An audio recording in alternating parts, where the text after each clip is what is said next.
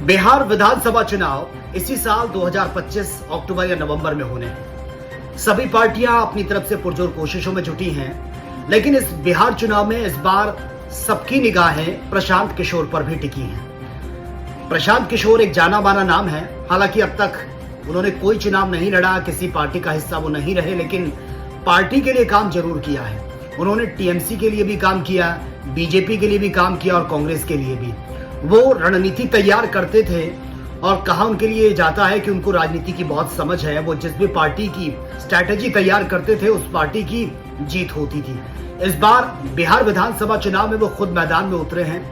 उन्होंने एक नई पार्टी को जन्म दिया। पार्टी का नाम है जन स्वराज पार्टी। लोगों के बीच घूम रहे हैं, पसीने में तरबतर उनकी वो तस्वीरें। और कहा जा रहा है कि प्रशांत किशोर जो हैं, उन्होंने पहले यात्राएं की, सर्वे किया, बिहार के लोगों को समझा और उसके बाद बिहार विधानसभा चुनाव के लिए अपनी एक पार्टी बनाई और उसके बाद अब वो मैदान में नजर आ रहे हैं। वो बार बार यही कह रहे हैं कि देखिए, अब तक जितनी भी पार्टियां बिहार में आई हैं, क्योंकि इससे पहले लालू का राज रहा, फिर नीतीश कुमार का राज रहा, उन्होंने कहा कि सिर्फ जातियों के आधार पर तमाम पार्टियों ने बिहार को बांटने का काम किया।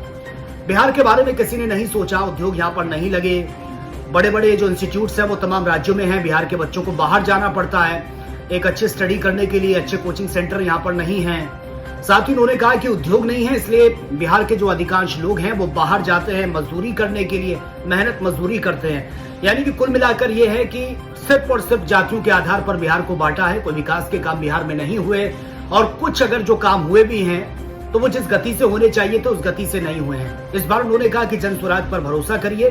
जनता के बीच वो जा रहे हैं, उनका मकसद बिहार को एक विकसित राज्य बनाना, ये उनका मकसद है और बिहार की जनता से वो वोट की अपील भी कर रहे हैं।